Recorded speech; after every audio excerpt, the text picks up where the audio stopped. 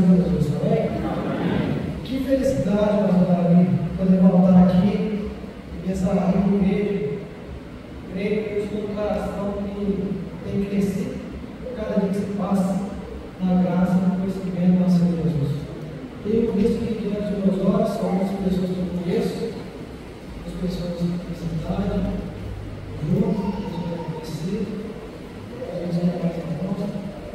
Como o pastor também disse, congrego na igreja presbiteriana Terramonte, vim com a minha família, minha sogra, mulher ficar de pé, Angélica, Robson, presbítero da nossa igreja, minha cunhada querida, Laura, e minha esposa, pensa que Deus não vai ter como marido mesmo.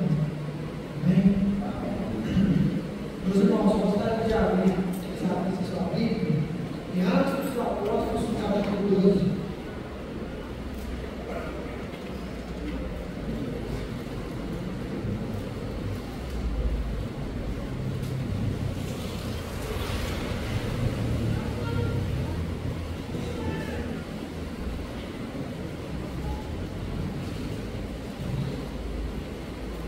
Apóstolos, capítulo 12. Leremos o verso 1 ao verso 12. Estarei lendo a versão da nova versão transformadora. E você vai perceber que algumas palavras vão ficar diferentes da sua Bíblia, tá bom? Mas é o mesmo entendimento que nós vamos chegar. Acompanhe comigo. Por essa época, o rei Herodes Agripa começou a perseguir violentamente algumas pessoas da igreja. Mandou matar a espada Tiago, irmão de João. Quando Herodes viu quanto isso agradava aos judeus, também prendeu Pedro durante a celebração da festa dos pães sem fermento. Depois lançou na cadeia sob a guarda de 4 escoltas, cada um com 4 soldados. A intenção de Herodes era apresentar Pedro aos judeus para o julgamento público depois da Páscoa. Enquanto Pedro estava no cárcere, a igreja orava fervorosamente por ele. Em outras versões, vai dizer que a igreja orava intensamente por ele. Na noite, antes de Pedro celebrar o julgamento, ele dormia, preso com 2 correntes entre 2 soldados, e outros montaram guarda na porta da prisão. De repente, uma luz intensa brilhou na cela, e um anjo do Senhor apareceu. Tocou no lado de Pedro para acordá-lo e disse: depressa, levante-se.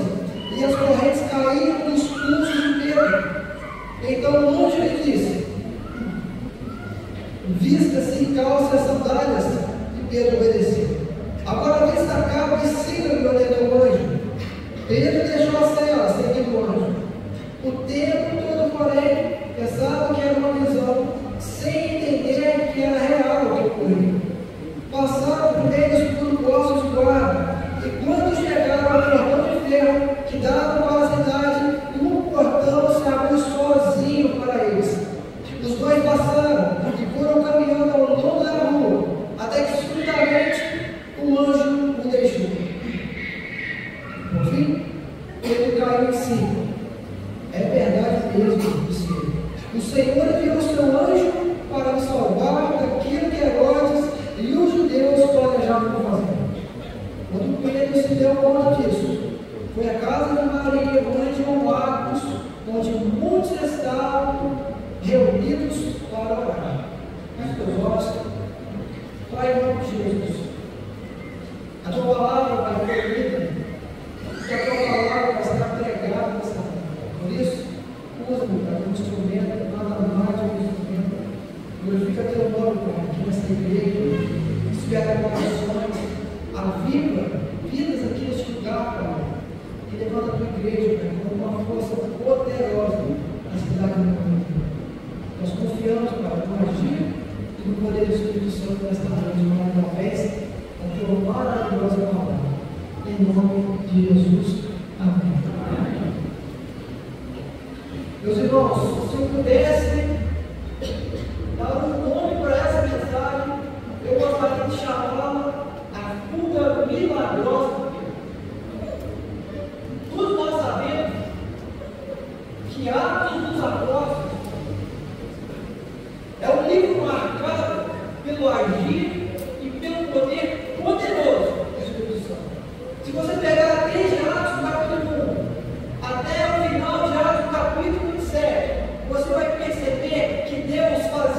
sinais, maravilhas. Deus operava grandes coisas por meio do seu poder.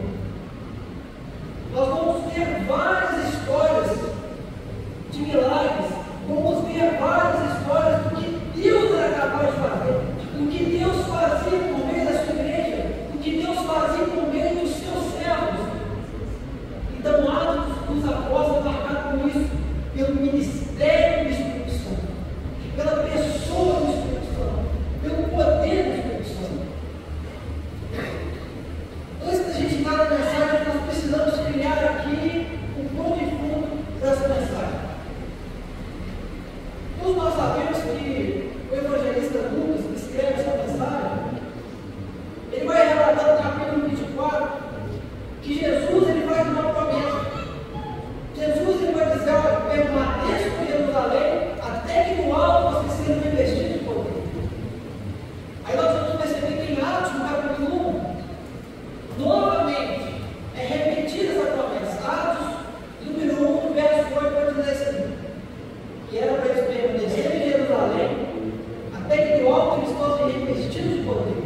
Então nós temos em Atos 1 uma promessa dada pelo Senhor Jesus. Mas nós vamos perceber que em Atos, no capítulo 2, essa promessa é cumprida no dia de Pentecostes. Então, Atos 1, a promessa é feita. Atos, no capítulo 2, a promessa é cumprida. O Espírito Santo desce sobre os discípulos, desce sobre a igreja. E acontece um divisor de águas na vida dos discípulos. Mas nós vamos perceber em Atos, no capítulo 3, que começa o ministério do Espírito Santo, que começa a ser realizado sinais e maravilhas de Deus por meio dos seus servos. Todos nós sabemos que em Atos 3 conta a história de um aleijado que nasceu à porta da Formosa. Aquele homem durante muito tempo, desde a infância dele, era colocado ali. Então Pedro e João, homens cheios do Espírito Santo, homens que se dedicavam em relacionamento com Deus, tinham intimidade com Deus. Quando se deparam diante daquela situação, aquele homem pedindo esmola, ele fala assim: olha, eu não tenho prato, não tenho ouro, mas o que eu tenho te dou em nome de Jesus. Levanta a planta. Então aquele homem é curado milagrosamente. Nós vamos perceber também que após isso, Pedro se levanta cheio do Espírito Santo e começa a anunciar corajosamente a palavra de Deus. Temos um relato bíblico que da primeira vez que Pedro anuncia que nós vamos ver o Evangelho, cerca de 3.000 pessoas se convertem, cerca de 3.000 pessoas são ali alcançadas pelo Evangelho, pelo poder de Deus. Mas nós vamos perceber também que outra vez, que Pedro também anuncia a palavra de Deus, que Pedro fala das boas novas, fala da pessoa de Jesus. 5.000 pessoas, 5.000 homens também são convertidos e batizados. Então a igreja começa a crescer. Então as pessoas começam a ser adicionadas à igreja e no meio do povo de Deus, a ponto de acontecer um desentendimento em que as viúvas estavam sendo deixadas de lado porque não tinham pessoas suficientes para cuidar dessa área. Então nós vamos ver em Atos capítulo 6, 7, se levanta a instituição dos diáconos, Estevão é levantado. Estevão é um homem diferente, a Bíblia diz que ele era um homem cheio do Espírito Santo, cheio de fé. Estevão se levanta, olha para Davi também, falando a palavra de Deus, mas Estevão é martirizado. Estevão é morto por causa da Bíblia. Aí o que acontece com a morte de Estevão? Acontece uma perseguição por parte das outras pessoas. Acontece agora uma perseguição. Por causa do Evangelho, a igreja começa a ser perseguida. Os discípulos começam a ser perseguidos. Os cristãos começam a ser perseguidos. E todos nós sabemos da história que Saulo era um perseguidor feroz.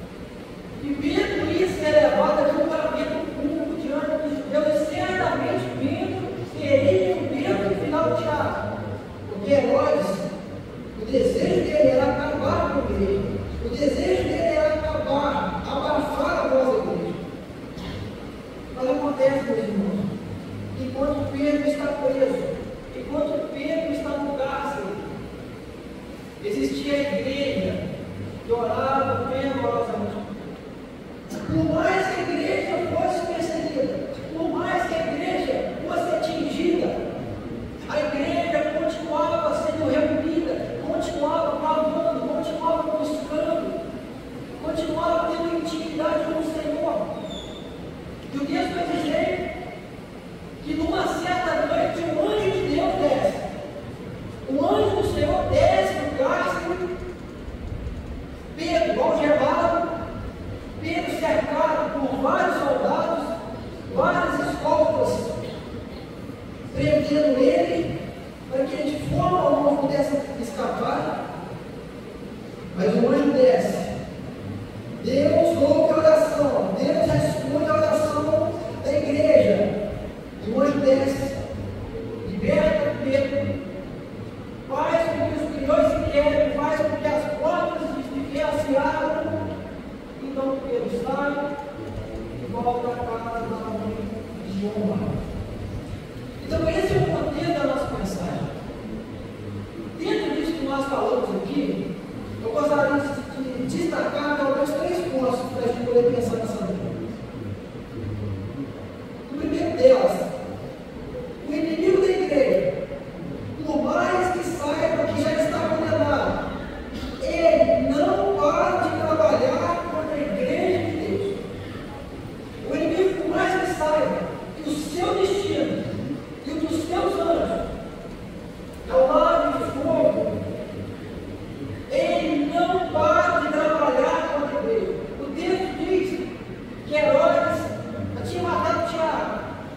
O texto diz, e durante os capítulos vão dizer que a igreja está sendo perseguida, que Pedro está no cárcere, porque o inimigo das irmãos, por mais que ele já saiba do seu futuro, do seu destino, ele não para de investir contra a igreja. Ele faz de tudo para tentar de alguma forma parar a igreja. Ele faz tudo que está em suas mãos, todo tipo de armadilhas, estratégias para tentar parar a igreja do Senhor. Então, dentro disso, eu e você precisamos entender que o inimigo vai fazer de tudo para que a igreja não avance. Se tem alguém interessado, meus irmãos, em que a igreja não avance, é o diabo do Senhor. Se tem alguém que gasta todas as suas forças com o propósito que a igreja pare, que a igreja não consiga experimentar o poder de Deus, é o inimigo. Só existe um interessado. Ele é o único que deseja que o pecado cresça cada dia mais no meio dele. Só existe um que se sente feliz quando o pecado começa a crescer, quando as pessoas começam a desanimar, quando todo tipo de mal começa a surgir de dentro dele. O que ele vai fazer de tudo para tentar parar e inibir a igreja do Senhor. O inimigo, meus irmãos, tem usado de muitas estratégias nos dias de hoje para parar o povo de Deus. Ele quis de todas as maneiras parar a igreja, mas não conseguiu e nunca vai conseguir. Ele fez de tudo para matar os cristãos, fez de tudo para parar o povo de Deus, mas quanto mais o povo de Deus, quanto mais os martírios aconteciam, mais a igreja crescia. Quanto mais os cristãos eram mortos, mais a igreja crescia, mais a igreja avançava.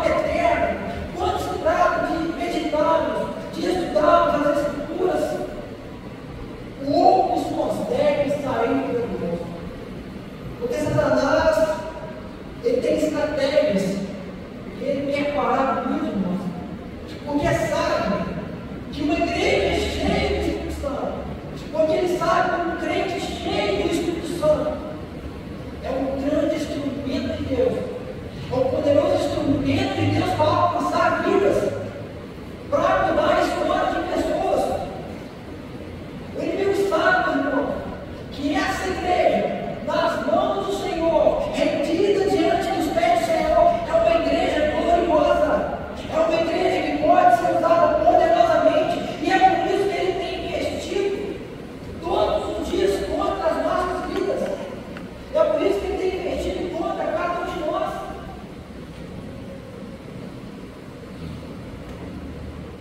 Nós precisamos entender que nós estamos em guerra. Efésios capítulo 6 vai dizer que a nossa luta, a nossa guerra não é contra pessoas, que a nossa luta não é contra carnes nem sangue, mas é contra governantes, autoridades do mundo invisível, contra grandes poderes deste mundo de trevas e contra espíritos malignos nas esferas celestiais.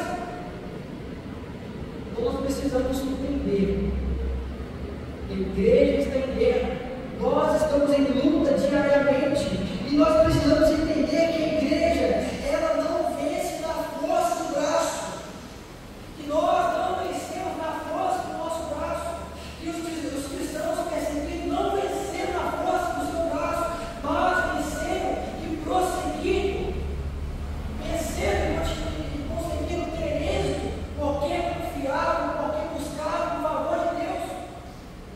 É por isso que Pedro foi liberto, é por isso que o anjo desceu na cela de Pedro, libertou Pedro, porque a igreja orava fervorosamente.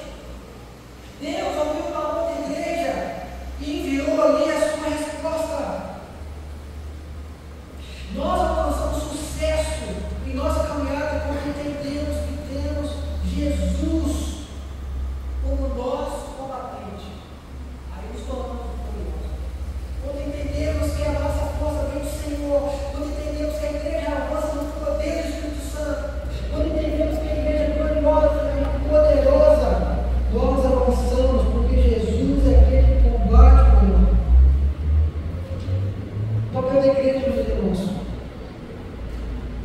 não é para sul, não é para sul levantar cartazes, para dizer: tira fulano, tira ciclano.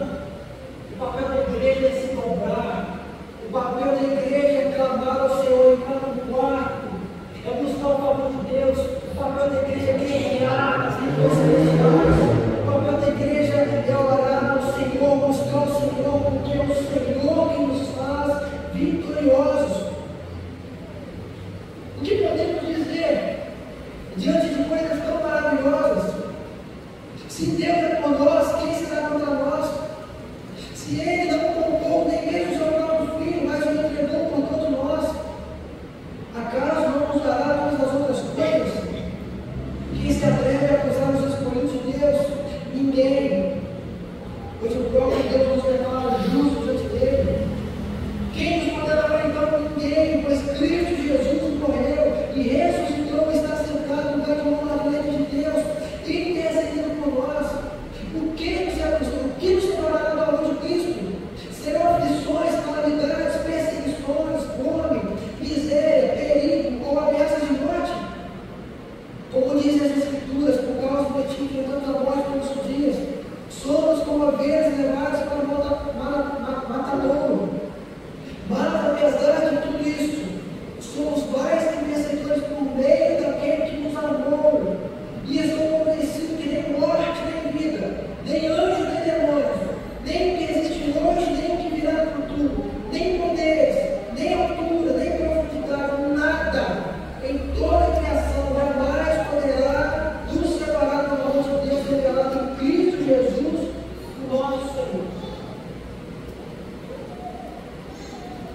Mas eu também aprendo outro ponto nesse texto,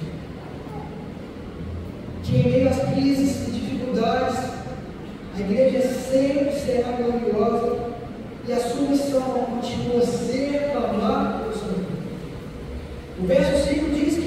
Pedro estava no cárcere, a igreja orava fervorosamente a Deus por ele. Então nós precisamos pensar.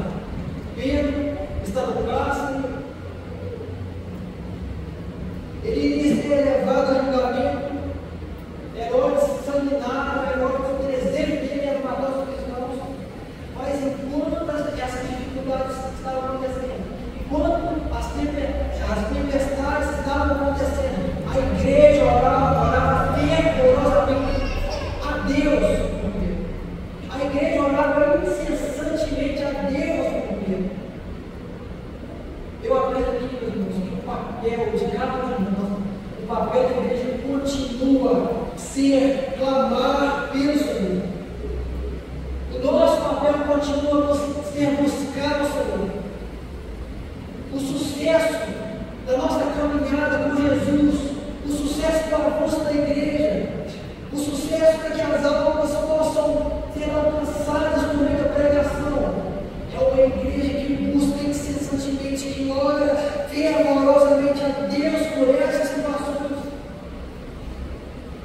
Se nós queremos avançar, se nós queremos ser usados por Deus, nós precisamos orar fervorosamente.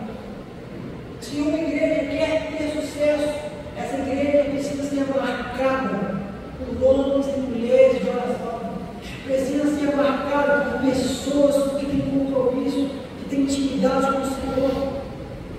Se nós queremos avançar, nós precisamos buscar a Deus. Em meio à perseguição dos irmãos, em meio aos martírios, em meio a grandes tempestades que cercavam a igreja, ela continuava na dependência de Deus e continuava cristã. Como eu disse antes, quanto mais a igreja era perseguida, mais a igreja crescia. Sabe o que nos torna diferentes? E sabe o que torna uma igreja diferente? É se essa igreja ora fervorosamente, é se essa igreja ora incessantemente. É isso que nos torna diferentes.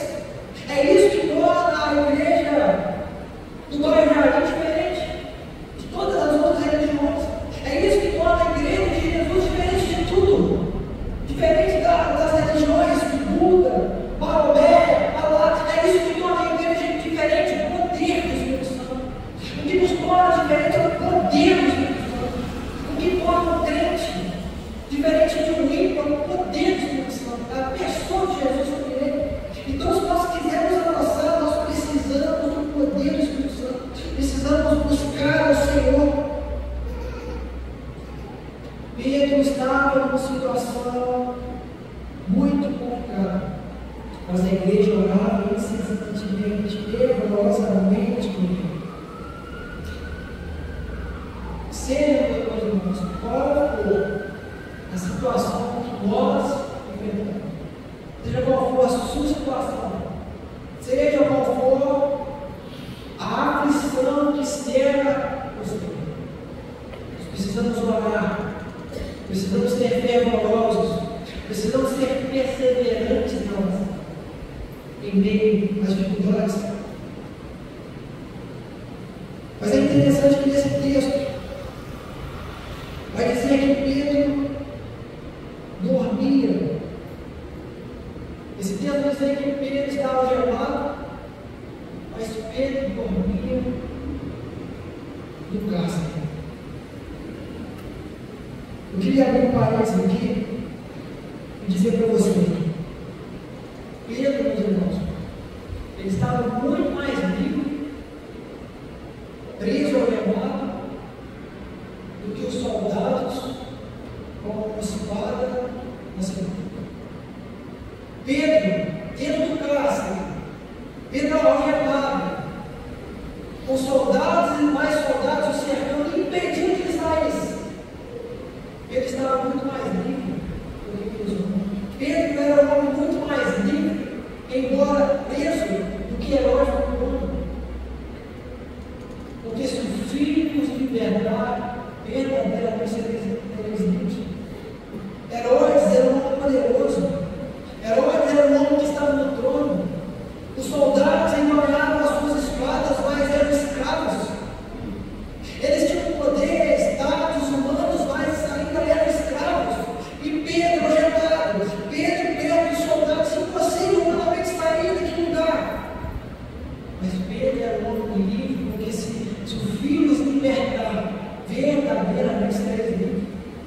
Se Jesus nos libertar verdadeiramente, sereis livres. E não importa a situação, não importa o cárcere, não importa qual a aflição cercar o nome de Deus.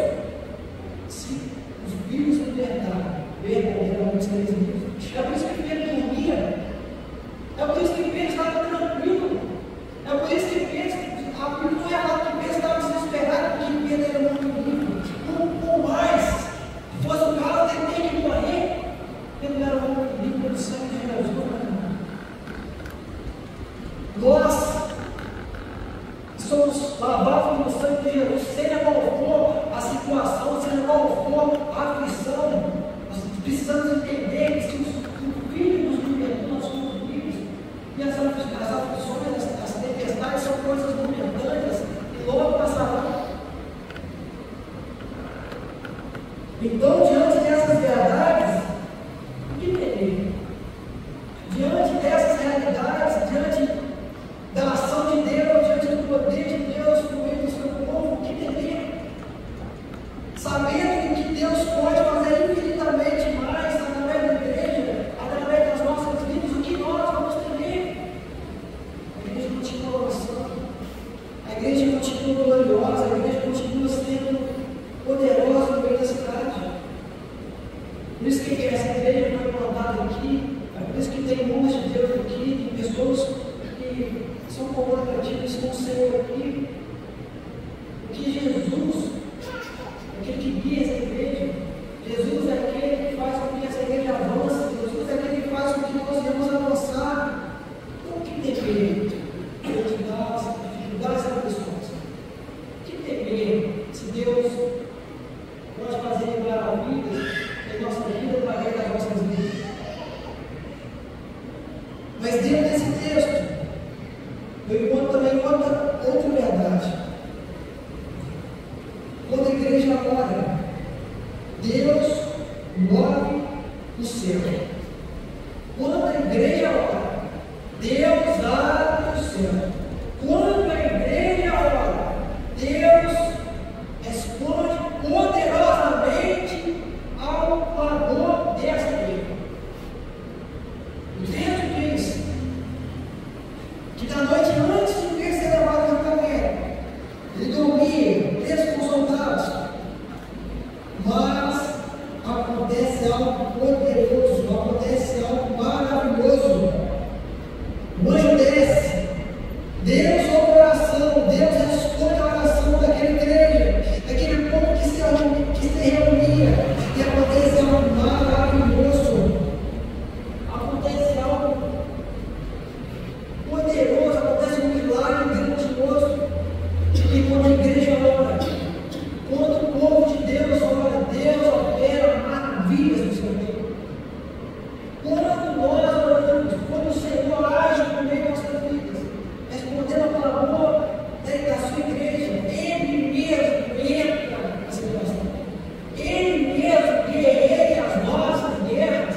Ele mesmo toma a nossa vida e nossas dores, guerreia por nós. Quando a igreja ora, meus irmãos, Deus responde através da oração da igreja. Os poderes celestiais são liberados. O texto vai dizer que de repente uma luz intensa veio da céu e o anjo do Senhor apareceu. Anjos são uma realidade tanto no Antigo Testamento como no Novo Testamento.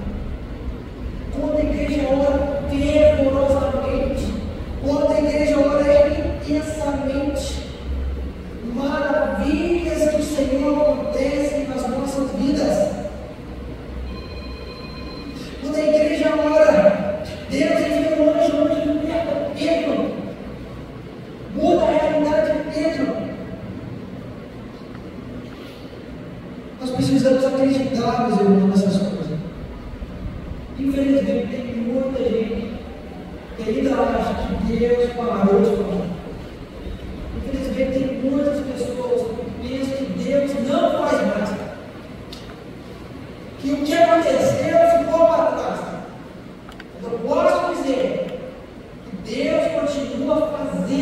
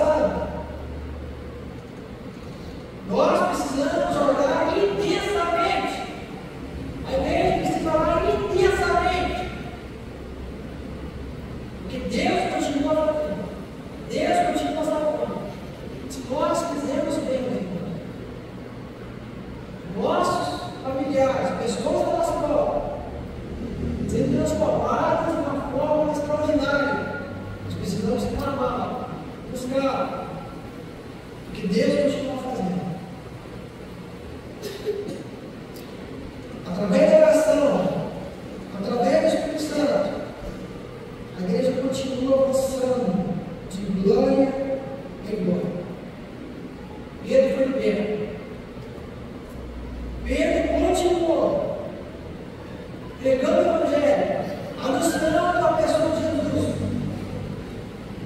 Porque uma igreja existia um povo de Deus, existia uma igreja, orava fiquei com nós na igreja. Pedro continua a sua vida, Pedro continua o seu ministério. E Deus continua fazendo pelo Pedro, pela igreja, coisas maravilhosas. Então, Deus continua fazendo. Agora, tem gente que não quer. Tem gente que não quer viver a vida normal. Tem pessoas que tá bom, vai tá bom, né? Mas eu creio que existe muitas pessoas que querem orar intensamente, querem orar fervorosamente e querem ver Deus agir no seu meio. Eu oro para que todos nós sejamos visitados pelo Senhor. Um dos motivos pelo que nós temos orado, um grande despertamento, um grande avivamento da parte de Deus. Creio que irmãos firmemente que Deus pode fazer através das nossas vidas. Creio firmemente que Deus deseja usar as nossas vidas. Deus deseja levantar a sua igreja. Que Deus deseja avivar o seu povo. E por isso Ele nos deu um caminho. E por isso Ele nos ensinou. E por isso Ele deixou registrado tantas e tantas coisas que Ele fez no meio da sua igreja. Eu oro, meu Senhor, que essa igreja cresça cada vez mais. Eu oro que essa igreja avance. Eu oro para que o Senhor derrame sua bênção sobre todos nós. Tem uma necessidade, cada um de nós. É uma necessidade que nós sejamos cheios do Espírito Santo. É uma necessidade que nós sejamos avivados. Quando nós vamos lembrar da história, a Europa, por alguns anos, ela sofreu uma visitação poderosa de Deus. Deus visitou a Europa através de homens como John Wesley, como Jorge Whitfield. Houve conversões, países foram mudados, famílias foram mudadas, pessoas foram mudadas, mas infelizmente, com o passar do tempo, a igreja destruiu. Com o passar do tempo, a igreja acomodou. E em muitos lugares da Europa, onde multidões e mais multidões serviam ao Senhor, hoje não é escuta nada. A igreja foi abafada pelo entretenimento, foi abafada pelas coisas do mundo. Acabaram-se aqueles homens e aquelas mulheres, tanto se esforçaram e tanto buscaram por um avivamento. Mas eu creio firmemente que Deus pode fazer na nossa geração. Todos os lugares eu vou, eu digo isso porque é o que Deus tem colocado no meu coração. Creio firmemente no que Deus pode fazer através de um homem inteiramente entregue. Eu creio firmemente no que Deus pode fazer através de uma mulher entregue, totalmente entregue. E eu creio de todo o coração no que Deus pode fazer através de uma igreja inteiramente entregue a Ele, através de uma igreja rendida, através de uma igreja que não tem orgulho, não tem rancor, através de uma igreja que anseia por Ele, que ama Ele, que quer construir uma vida com Ele. Creio firmemente que grandes coisas vindas do Senhor para nós. Então nós temos um caminho. Então nós sabemos o que Deus pode fazer. Pela graça dele, se Deus permitir, vamos experimentar tudo que a sua palavra nos dá. Amém?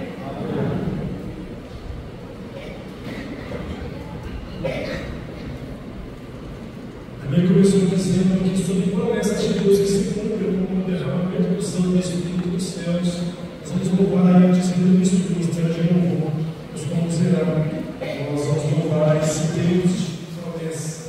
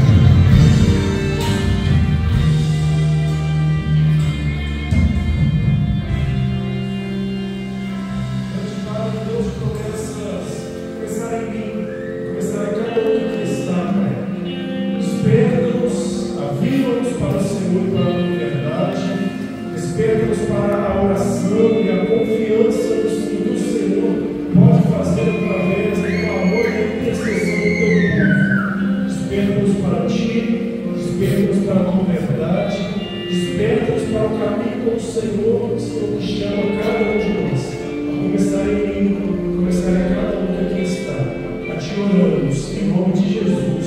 Amém. Você pode sentar? Enquanto o coral vem aqui à frente, quero muito agradecer a você que está aqui e nos visita. Vejo aqui na frente muitas pessoas que nos visitam não pela primeira vez, já vem aqui repetidas vezes com a gente, a alegria imensa ter você que já veio aqui outras vezes com a gente, mas vejo também pessoas que estão aqui pela primeira vez. Eu quero muito agradecer a quem está aqui pela primeira vez. Louvado seja Deus pela sua vida.